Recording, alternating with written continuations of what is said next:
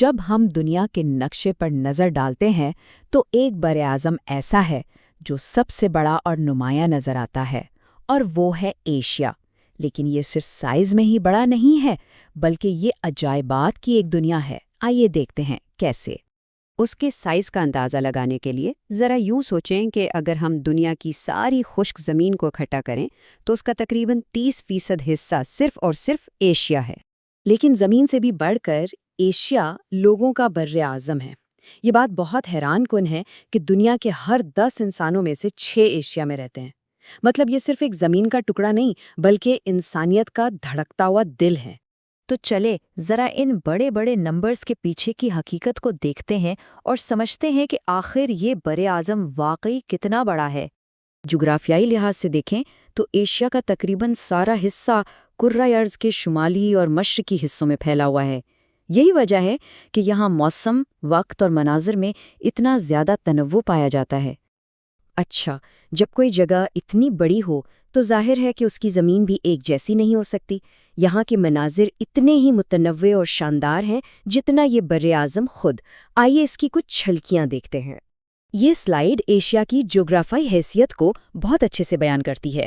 ایک طرف دنیا کی بلند ترین چوٹی ماؤنٹ ایورسٹ یہیں ہے، تو دوسری طرف سیارے کی سب سے گہری جھیل لیک بیکال بھی یہیں ہے۔ ساتھ ہی براعظم کا سب سے لمبا دریا اور سب سے بڑا صحرا بھی اسی خطے میں ہے، یعنی یہ زمین انتہاؤں کی سرزمین ہے۔ اور ان تمام جغرافیائی عجائبات کے بیچ ایک پہاڑی سلسلہ ایسا ہے جو سب پر بھاری ہے: ہمالیہ۔ یہ صرف ایشیا کا سب سے طویل سلسلہ ہی نہیں بلکہ ایک ایسی قدرتی دیوار ہے جس نے صدیوں سے یہاں کی تاریخ اور موسموں کا رخ موڑا ہے۔ اور اسی ہمالیہ کے دامن میں تبت کا اونچا اور وسیع میدان ہے۔ یہ اتنا بلند ہے کہ اسے دنیا کی چھت کہا جاتا ہے، اور یہ نام بالکل صحیح ہے۔ یہاں کھڑے ہو کر واقعی ایسا محسوس ہوتا ہے جیسے پوری دنیا نیچے رہ گئی ہو۔ اب سوال یہ پیدا ہوتا ہے کہ اتنے سخت اور متنوع ماحول میں آخر کون لوگ بستے ہیں؟ تو آئیے اب زمین سے نظر ہٹا کر یہاں بسنے والے لوگوں کی بات کرتے ہیں۔ دیکھتے ہیں کہ اس وسیع منظرنامے میں کیسی کیسی قومیں اور ثقافتیں آباد ہیں۔ ایشیا کوئی ایک ملک نہیں بلکہ 48 الگ الگ ممالک کا ایک حسین گلدستہ ہے۔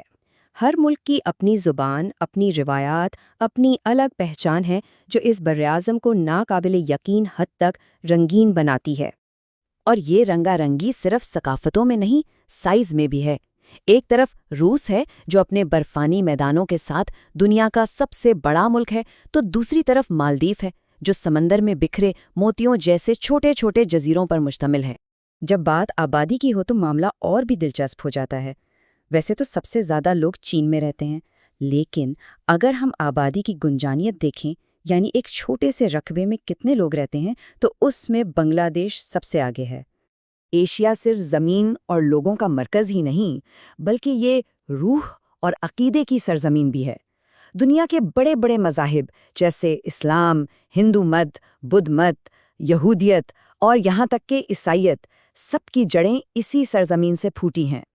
تو اب تک ہم نے اس کے سائز، اس کی زمین، یہاں کے لوگوں اور ان کی تاریخ کو دیکھا ہے، لیکن سوال یہ ہے کہ یہ عظیم براعظم باقی دنیا سے کیسے جڑا ہوا ہے؟ تو چلیں اپنے آخری حصے میں تصویر کو تھوڑا بڑا کرتے ہیں۔ ایشیا اکیلا تو ہے نہیں، تو آئیے دیکھتے ہیں کہ یہ باقی دنیا سے کہاں اور کیسے ملتا ہے، اور عالمی نقشے پر اس کی جگہ کیا ہے۔ یہ ٹیبل بہت خوبصورتی سے دکھاتا ہے کہ ایشیا اپنے پڑوسی براعظموں سے کیسے جڑا ہے۔ مغرب میں یورال کے پہاڑ اسے یورپ سے الگ کرتے ہیں، جنوب مغرب میں سوئس کا علاقہ اسے افریقہ سے ملاتا ہے، اور مشرق میں بیرنگ اسٹریٹ اسے شمالی امریکہ سے جدا کرتی ہے۔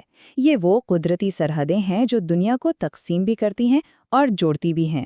تو ہم نے دیکھا کہ ایشیا سائز، آبادی اور تاریخ کے لحاظ سے ایک پاور ہاؤس ہے۔